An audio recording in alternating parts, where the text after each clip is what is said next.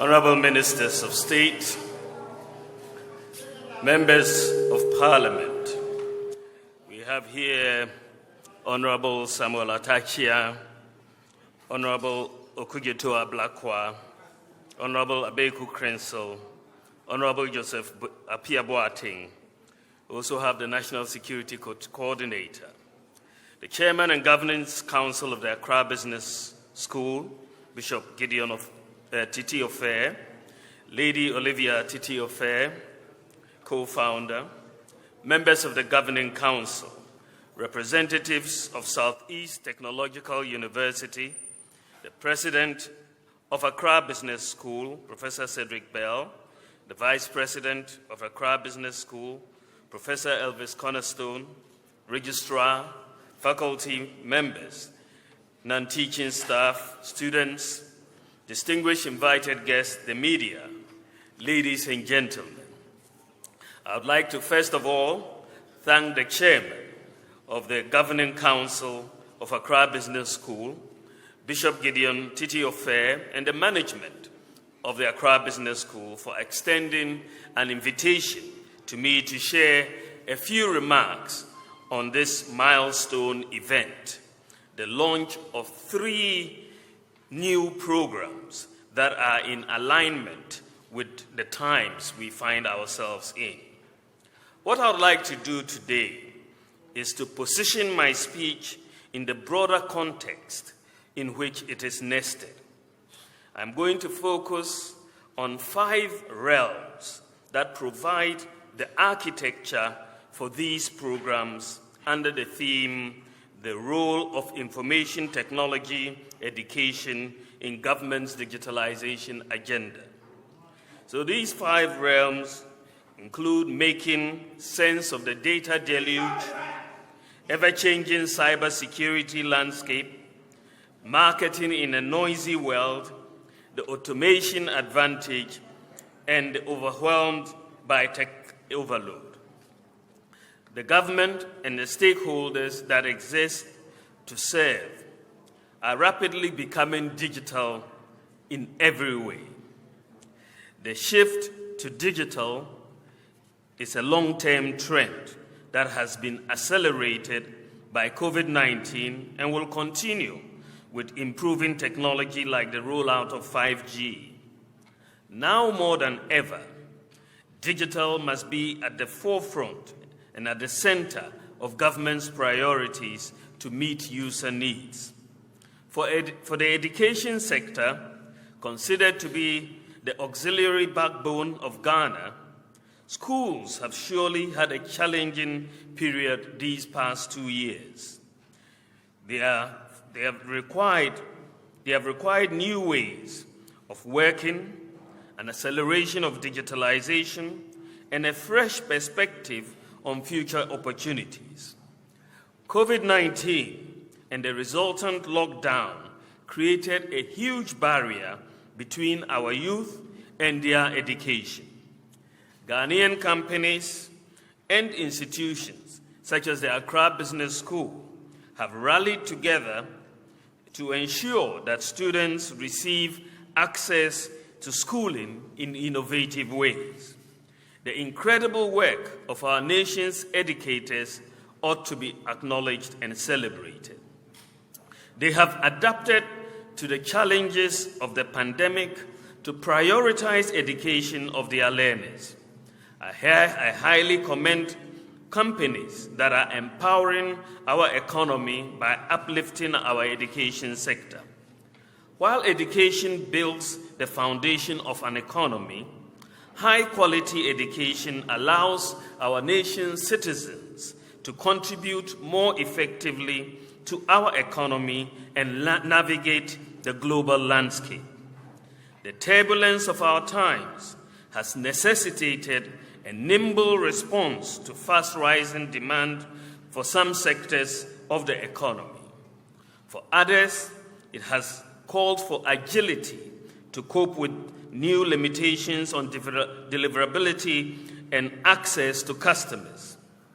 In both scenarios, technology has emerged as a driving force and facilitator. The world, including Ghana, is heading towards a digital future.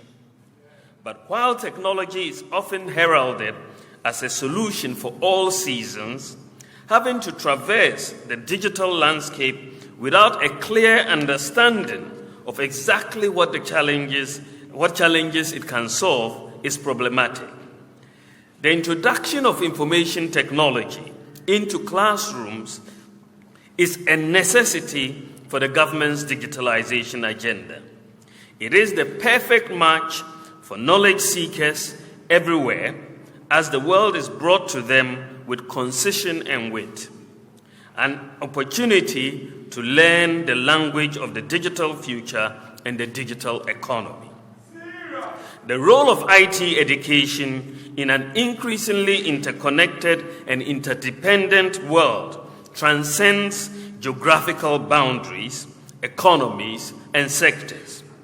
Over the past decade, information and communication technology, ICT, has helped create the most rapidly growing industry sectors, driven efficiency in government and business operations, and developed the essential building blocks of a knowledge-based economy.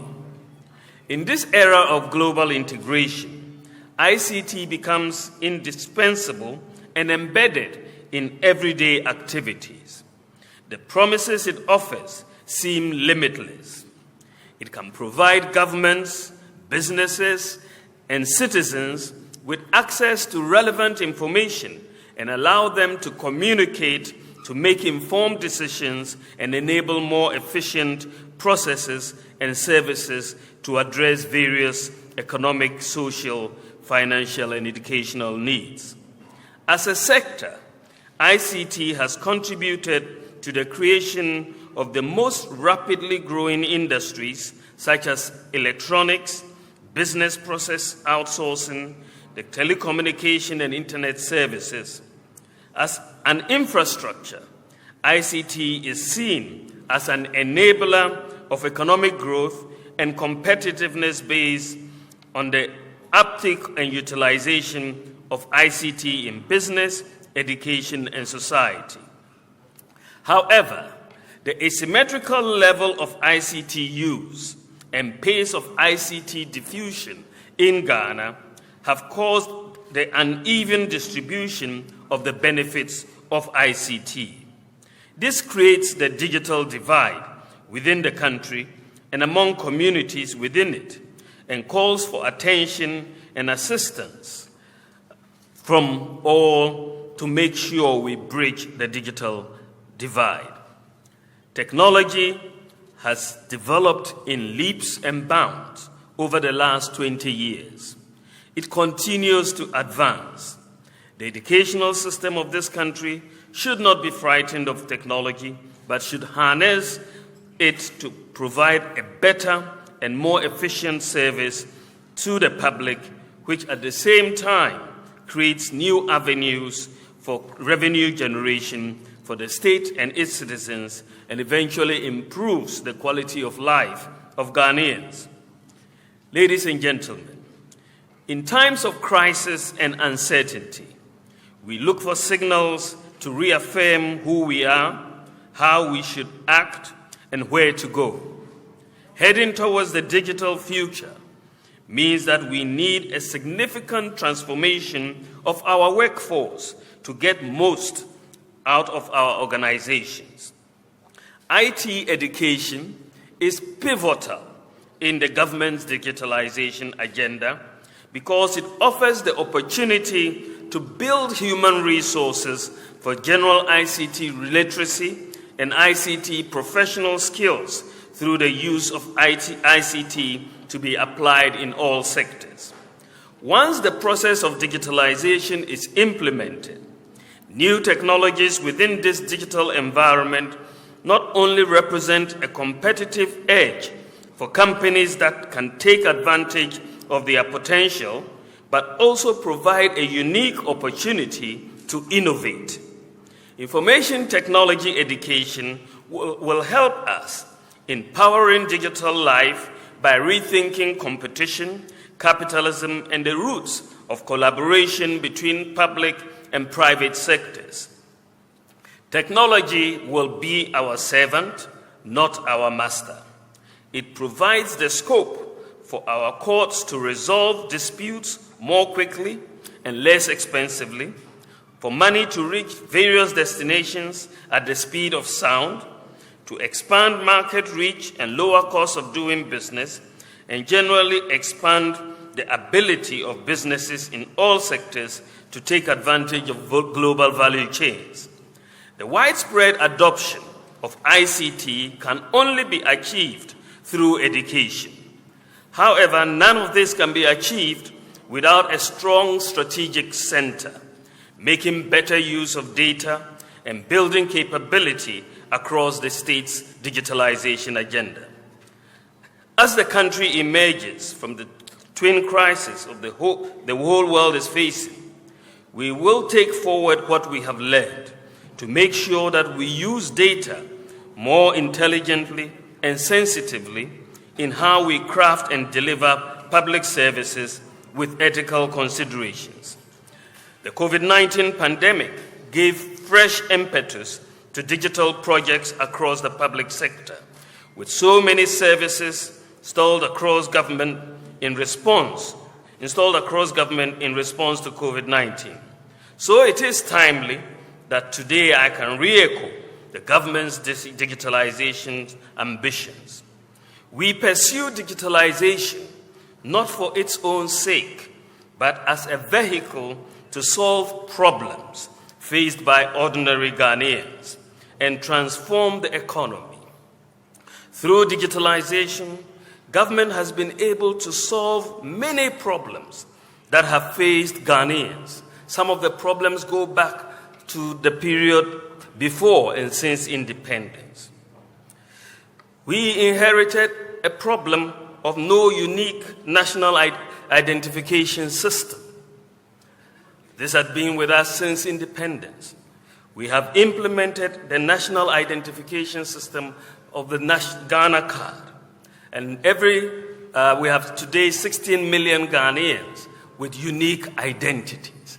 And that is a major transformation. A lot of people sometimes don't even appreciate what the impact of the Ghana card is. But if you gave me 1,000 interchanges and a Ghana card, I'll choose the Ghana card because it has more impact on development.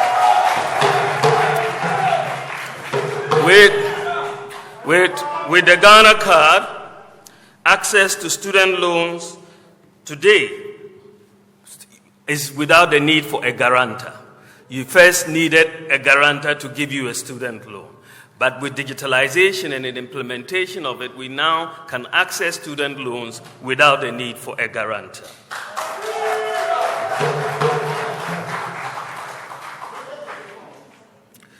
We had no functional address system in Ghana.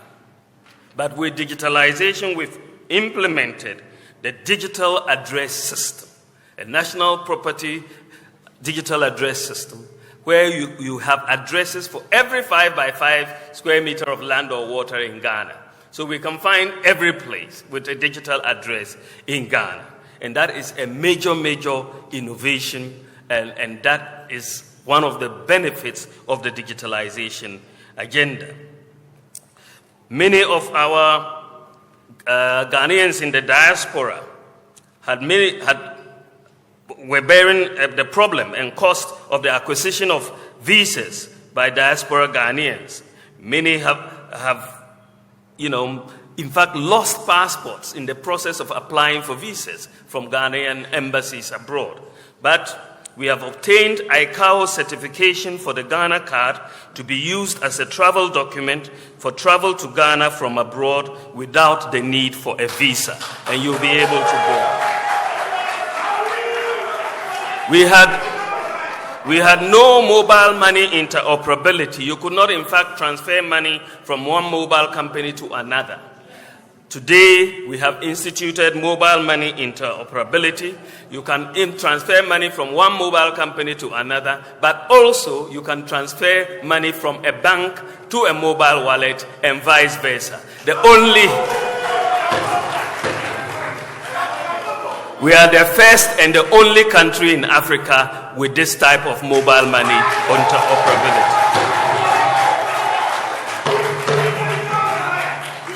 The majority of adults in Ghana did not have a bank account. But today, with mobile money interoperability and the Ghana card, over 90% of adult Ghanaians either have a mobile money account or a traditional bank account. Both perform practically the same function. And today in Ghana, to open a bank account, all you need is your Ghana card. You don't need to visit a bank. You don't need to fill a form. You just dial a USSD code, you put in your Ghana card number, and your account is open. And that is how you move.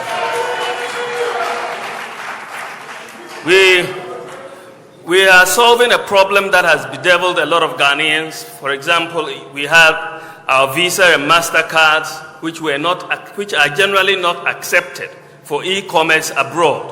I'm sure many of you have experienced some of the problems, and many people try to go through PayPal. But because of the progress we've made in our payment system architecture, we've engaged Visa and MasterCard, and now Ghana is going to be a processing hub for Visa and MasterCard, and the rejection of our cards for global e-commerce will now become a thing of the past later this year when we move. We had difficulty of renewing the national insurance membership. Some of our people in the districts had to go and sleep for days just to renew their national insurance card. Today, because of digitization, you can renew your national insurance membership on your phone, pay within minutes, and it is done. We had difficulty and inconvenience in buying electricity units.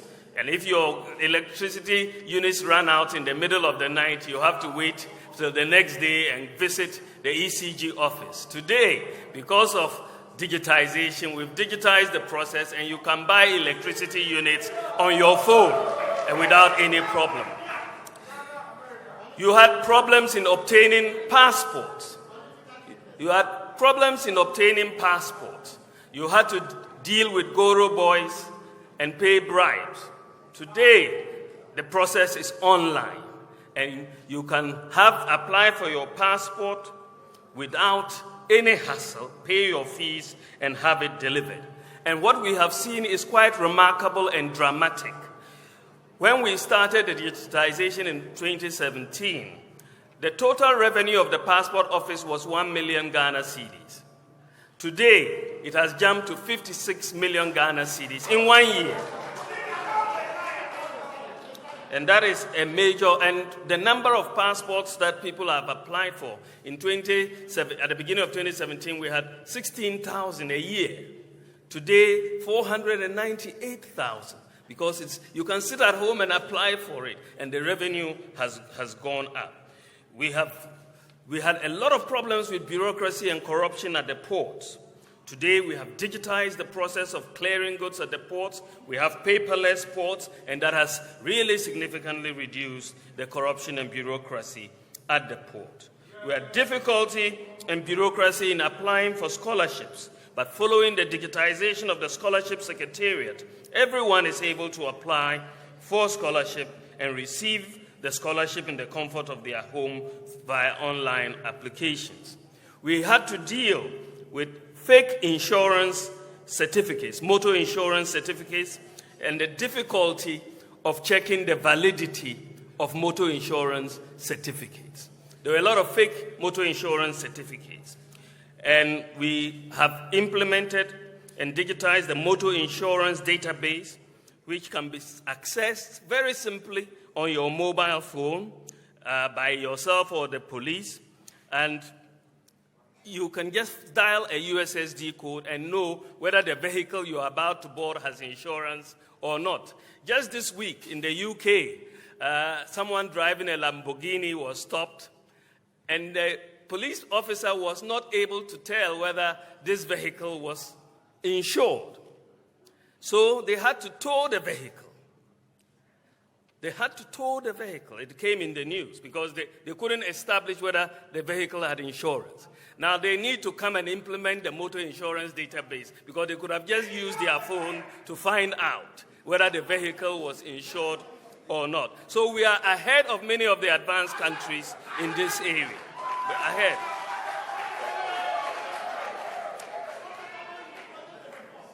One of the problems we have had is the lack of transparency in accounting for travel expenses by government. You know, and when you are given per diems and accounting for it becomes a lot of difficulty. And so we have implemented and digitized the process with a government travel card through the Controller and Accountant General Department. So we have introduced a travel card for all government officials, which will keep a record of all payments made by officials during travel. So there will be no more kululu in the process of accounting for your travel. Very few people, when we came into office, only 4% of the adult population of Ghana had tax identification numbers. Only 4%. Now, with digitization, we turned the Ghana Card ID into the tax identification number, and by so doing, we have increased the proportion of adults with tax identification numbers from 4% to 85% today.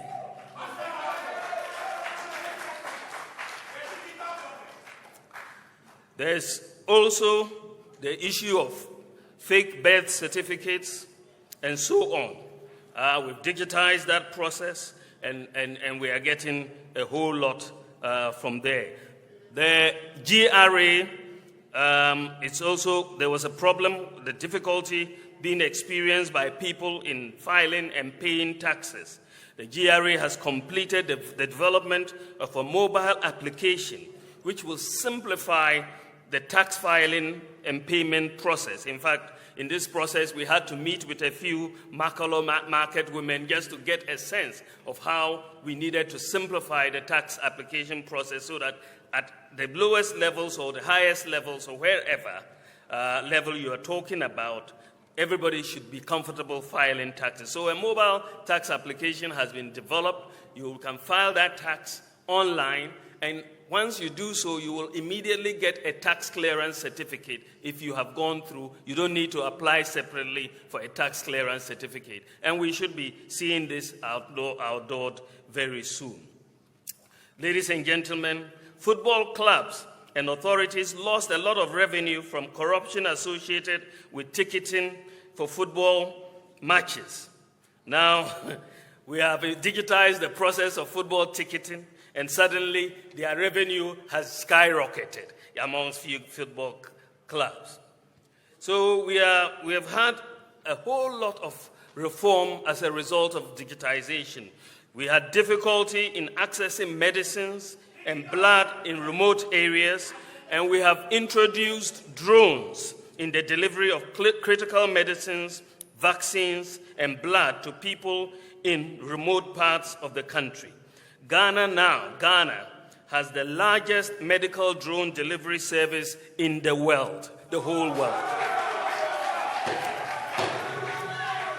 We have 6 zipline distribution centers in Omenako, Mpanya, Vopsi, Sefibioso, Ketikrachi, and Enum. We are just left with 2 more to be done, which would complete in Funsi and in Techiman, also Kintampo, so that with those 2, we would then be covering the whole of Ghana.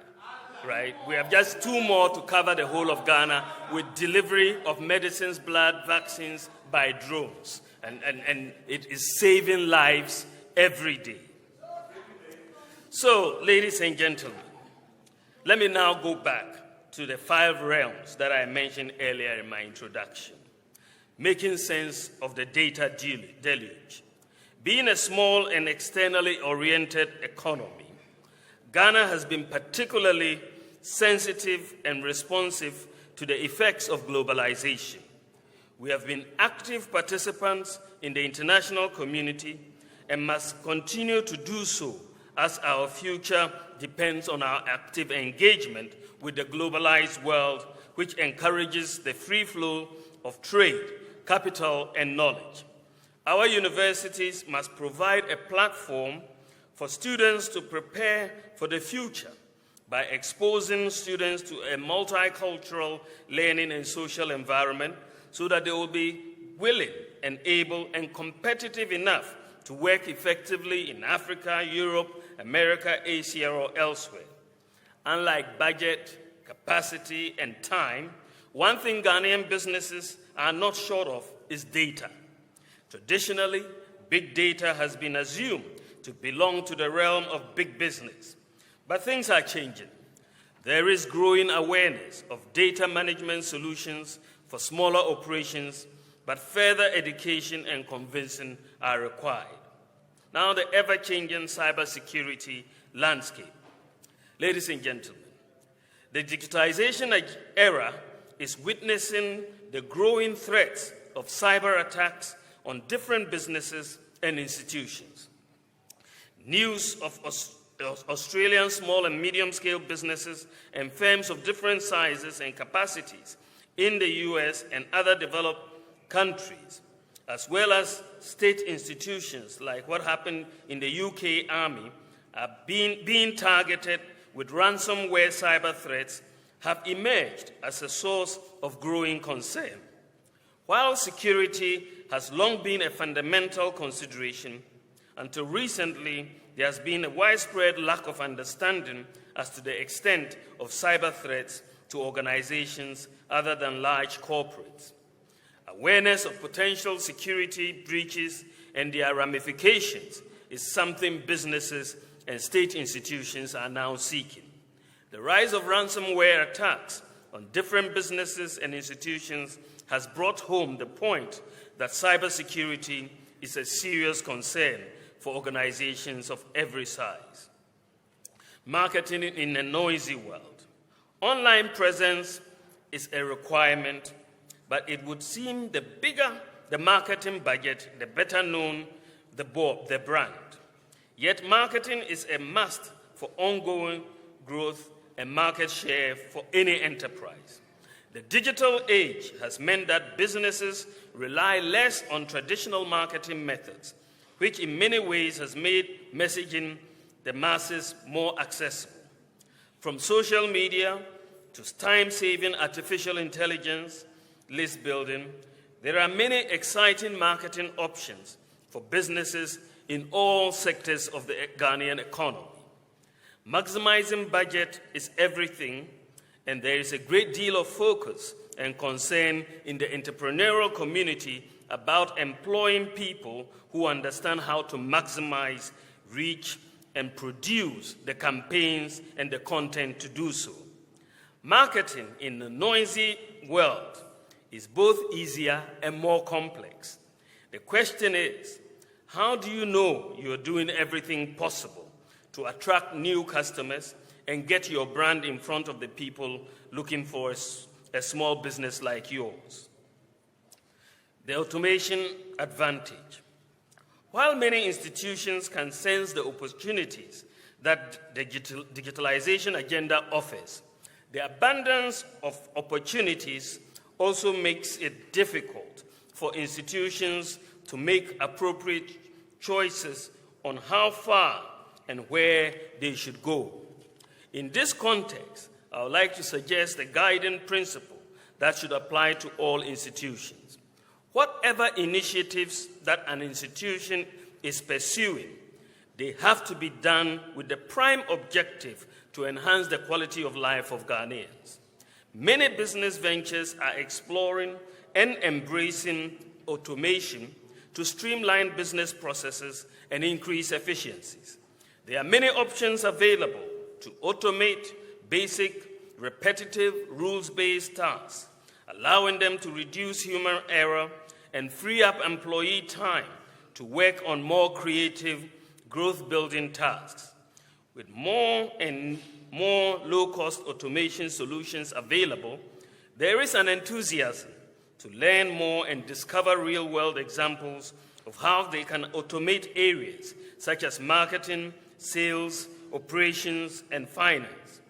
It is clear that there are some tasks that can and should be automated to create more efficiency and free up employees to make better use of their time.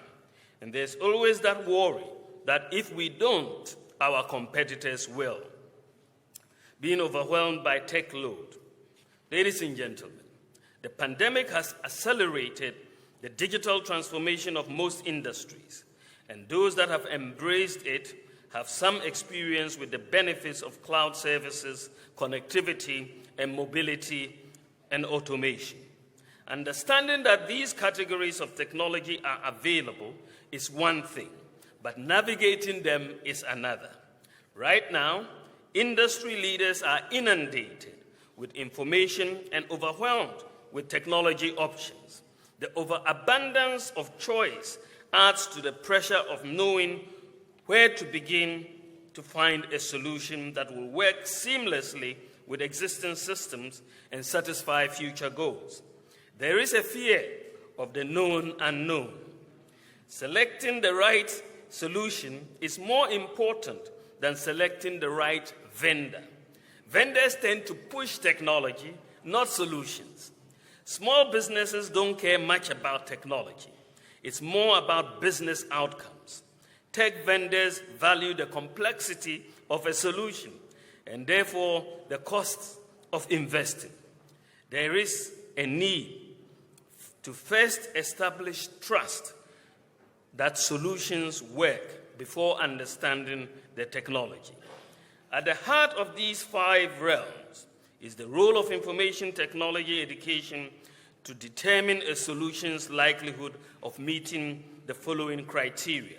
Establish the problem to determine the solution, with emphasis needs to be on solving business challenges rather than the technology itself. Ease of integration within business, understand the potential return on investment for the business with defined and quantitative outcomes. And these are critical criteria. Ladies and gentlemen, before I conclude, I would like to use this opportunity, because this is the first time I'm speaking publicly in a little while. I would like to use this opportunity to make some comments on an issue on the minds of many Ghanaians, which is the decision by government to opt for an IMF program to stabilize the economy in the midst of global crisis, the COVID-19 pandemic, the Russia-Ukraine war, a global crisis that has visited untold hardships on Ghanaians, with rising prices of virtually everything, from fuel to bread to tomatoes, building materials, and so on. In the midst of this global crisis, Ghana's fiscal and debt sustainability has worsened. Some commentators and analysts have argued that the COVID-19 expenditures by government alone could not be the reason for the large increase in the fiscal deficit and the debt stock. In fact, they are right. The COVID-19 expenditures alone were not the reason for the large increase in Ghana's debt stock by the end of 2021. In fact, as I stated in my April 7th lecture this year, in addition to COVID-19, there are 2 major items of expenditure that are critical in understanding the evolution of the fiscal deficit and the debt stock.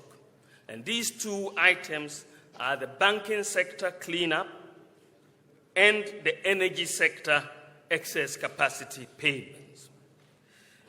The excess capacity payments of 17 billion Ghana cedis relate to a legacy of take-or-pay contracts that saddled our economy with annual excess capacity charges of close to $1 billion a year.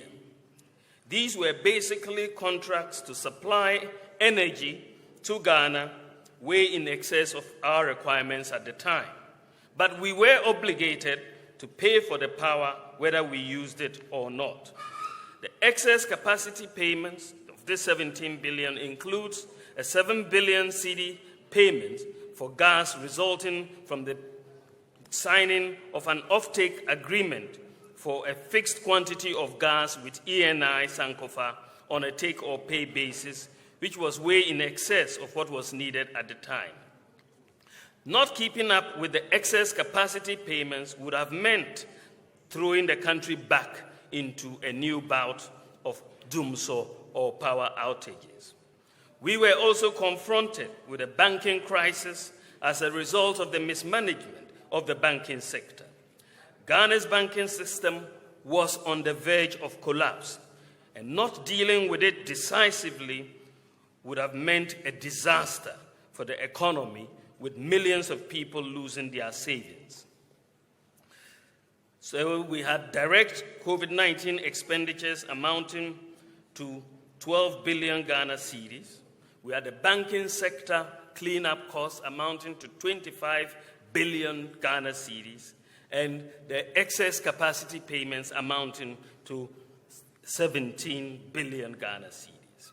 And the data shows that the three items, when you take COVID, banking sector cleanup, and the excess capacity payments, cumulatively amounted to 54 billion Ghana cedis. And that is the equivalent of $7 billion US.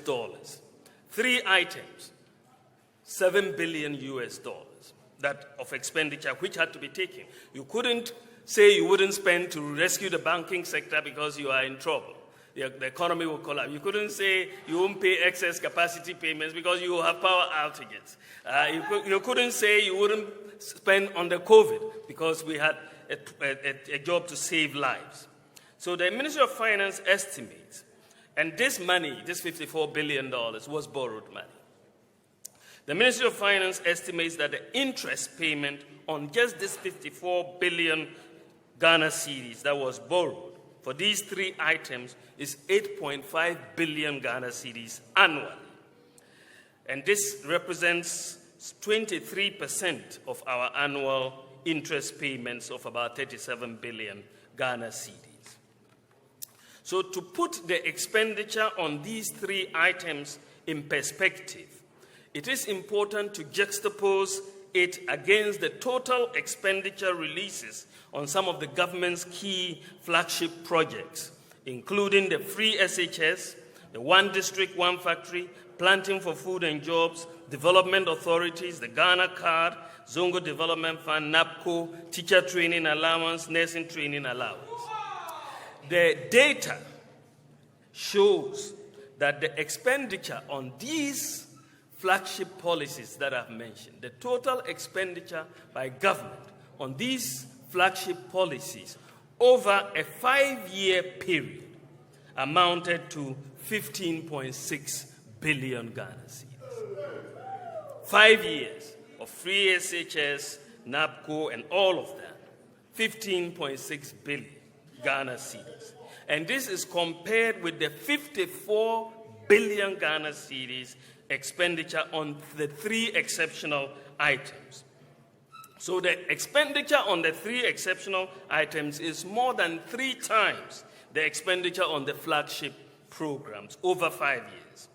In fact, the annual interest cost of the borrowing, the 54 billion for the three exceptional items, would pay for double the annual cost of all the three flagship programs I've referred to. So it should be noted, ladies and gentlemen, that without the 54 billion debt for the three exceptional items, the COVID-19, the financial sector cleanup, and the energy sector excess capacity payments, Ghana's debt to GDP would be within the sustainability thresholds of some 68% instead of the 76.6% at the end of 2021. Ladies and gentlemen, following the Russia-Ukraine war, energy and food prices skyrocketed globally. For many advanced economies, inflation reached 30 and 40-year highs. Inflation in Ghana has increased to 29.8% in June 2022. Global supply chains were disrupted and shipping costs increased by over 1,000%. Economic growth slowed down. Higher revenue projections in the 2022 budget based on tax exemptions, property rates, and the e-levy did not materialize. The debt sustainability analysis continued to place Ghana at a high risk of debt distress. There was a credit ratings downgrade by the international credit ratings agencies. In fact, ladies and gentlemen, before COVID-19, Ghana was borrowing some $3 billion annually from the international capital market. But following COVID-19, the international capital markets have been largely inaccessible by emerging market countries like Ghana.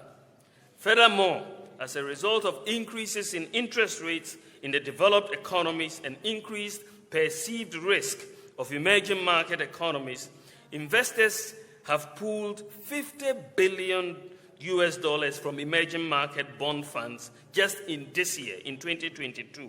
50 billion have been pulled. Non-resident holders of bonds in Ghana were not also rolling over maturities. In a decline in foreign exchange reserves also resulted. With the challenges in accessing the international capital market, balance of payment support was needed to bridge this financing gap, stabilize the economy, and create the space to implement structural reforms and restore debt sustainability. And this is really the reason why Ghana had to go to the IMF. I should again note that Ghana has been hit with a quadruple whammy. A quadruple whammy. The energy sector excess capacity payments, banking sector cleanup, COVID-19, and the Russia-Ukraine war. We have been hit by this quadruple whammy. And I say again that if you take out the fiscal impact of this quadruple whammy, Ghana will not be going to the IMF for support because our fiscal and debt and balance of payments outlook would be sustainable. Of the four factors, COVID-19 and the Russia-Ukraine war were external, and the other two, the banking sector cleanup and the excess capacity payments, were the result of policies of the previous government. Today, all over the world, fuel prices are rising in virtually every country. Food prices are rising. Inflation is high. It's at a high for many years. Currencies are falling in value. Fiscal deficits are rising. Debt levels are increasing. This is happening globally. And this tells us that what we are dealing with is a global phenomenon. Let me give you an analogy to make my point. If you ask a carpenter to roof your house, and he roofs this house, and suddenly the roof collapses, without any rainfall or wind, suddenly you have a collapsing of the roof. Will you not blame the carpenter who did the roofing? Will you not blame the carpenter? But if the carpenter roofs your house and the roof collapses because there's a tornado and a storm which has blown away roofs and windows and walls of many houses, will you blame the carpenter? Will you blame the carpenter?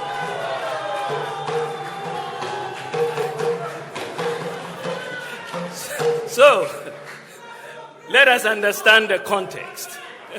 Let us understand the context. In one situation, you will definitely blame the carpenter. In another situation, you will blame the tornado. So, ladies and gentlemen, we are interested in the way forward. Whatever is the cause, we are dealing with an economic crisis. Unfortunately, judging from where we are today, there is no end in sight for the Russia-Ukraine war. While we hope for a quick end to the war, we must understand that things could get worse before they get better. We have to steel ourselves for that because we just don't know when this war is going to end. The major lesson of the last 2 years is that we have to be more self-reliant. It is important that we take decisions that will inure to the benefit of the country, regardless of whether we are going to the IMF for a program or not. Regardless, we have to take the decisions that will help Ghana. The immediate task is to restore fiscal and debt sustainability, and these will be through revenue and expenditure measures and structural reforms. There's no way of going about that. We should also try and curtail non-concessional borrowing. That has to be curtailed. The reliance on international capital markets to fill the financing gap of about $3 billion annually exposed the vulnerability of the economy once the capital markets shut down to emerging markets. This has heightened the need for Ghana to build foreign exchange reserve buffers to cater for unanticipated shocks like COVID-19 and the Russia-Ukraine war. Ladies and gentlemen, notwithstanding that Ghana is one of the largest producers of gold in the world, and we have been so for almost 100 years, notwithstanding that, at the end, Ghana's reserves of gold at the central bank, we, this largest producer of gold, notwithstanding that, Ghana's reserves of gold at the central bank at the end of 2021 was only 8.7 kilograms. That is our quantum of gold reserves. And it is against this background that the Bank of Ghana started a gold purchase program from gold producers to build up its foreign exchange reserves. To enhance this gold purchase program, government is implementing a new policy, which is already backed by law. And under this new policy, the Bank of Ghana, the central bank, will have the first right of refusal for all gold mined in Ghana. We will have the first right of refusal. The law says if you mine gold, we can buy it off you. And so the central bank will have the first right of refusal, and the central bank will purchase the gold at world market prices, and the mining companies will export the portion that is not purchased by the central bank.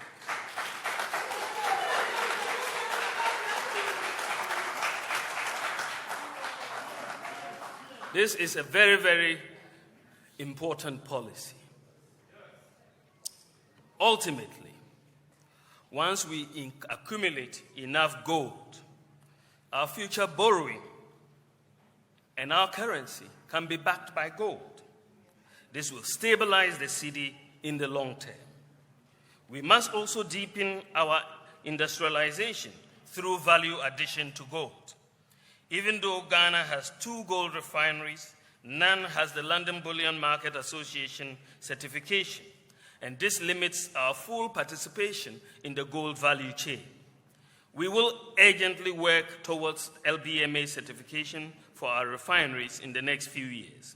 Value addition to minerals such as lithium and bauxite will similarly be pursued, in addition to our 1D, 1F program and the continued implementation of the automotive sector policy.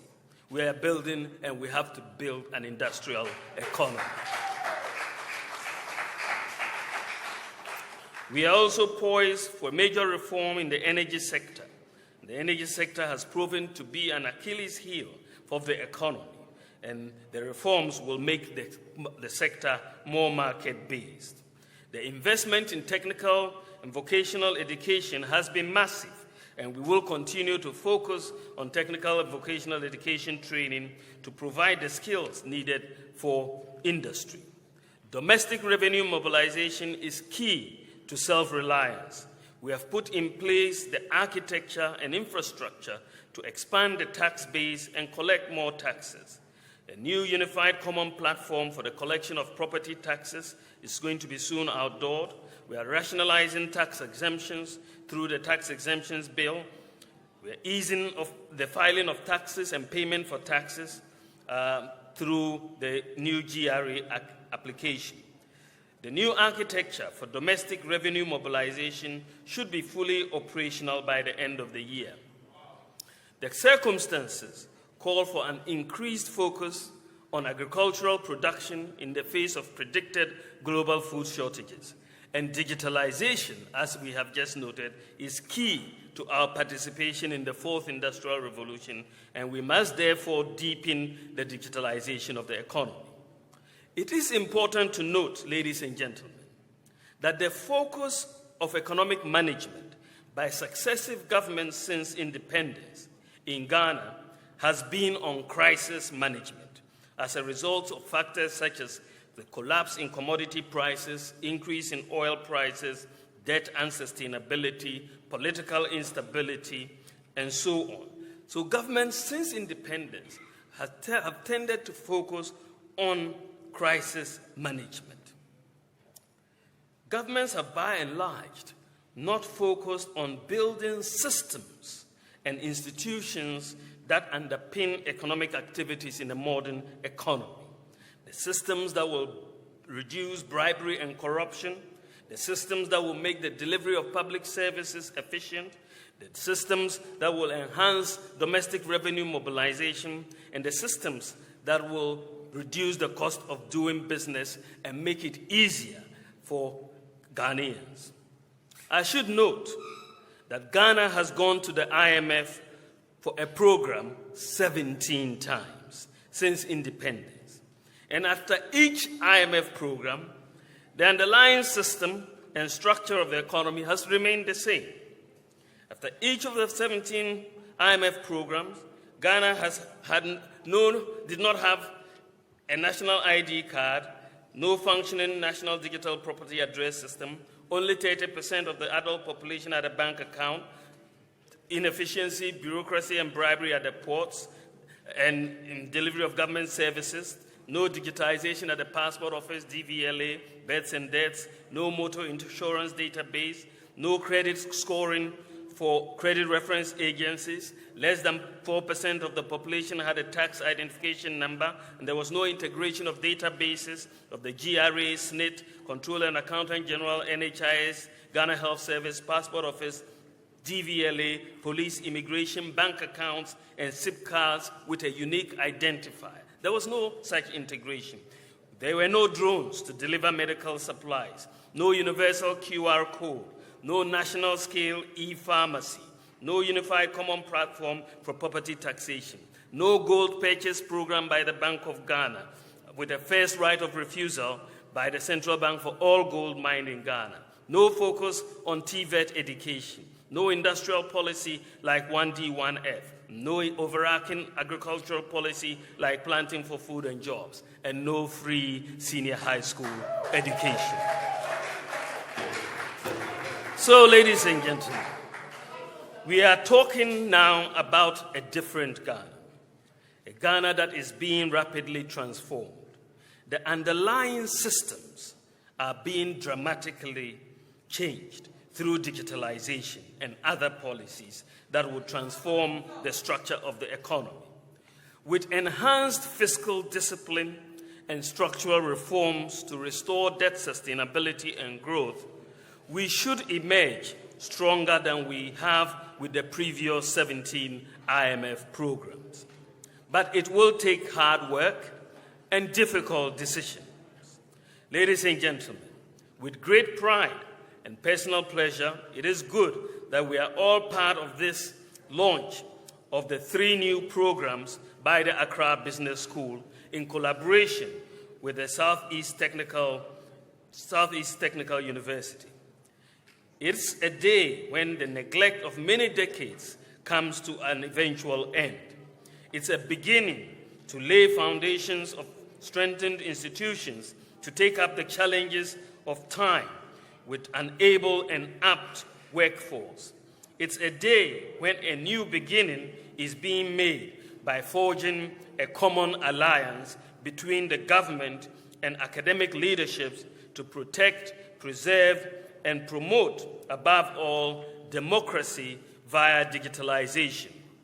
And to turn this dream into a formidable reality, I launched the academic programs of the BSc IT Management, BSc Cybercrime and IT Security, MSc IT Management.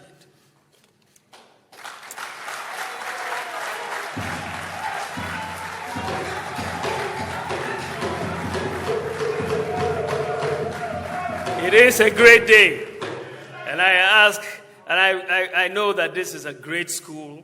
It's a first-class school, and I'm saying to people who are thinking about careers in IT, these are the sort of courses you want to take if you want to be part of the digital future. Thank you very much. God bless you. God bless our homeland, Ghana.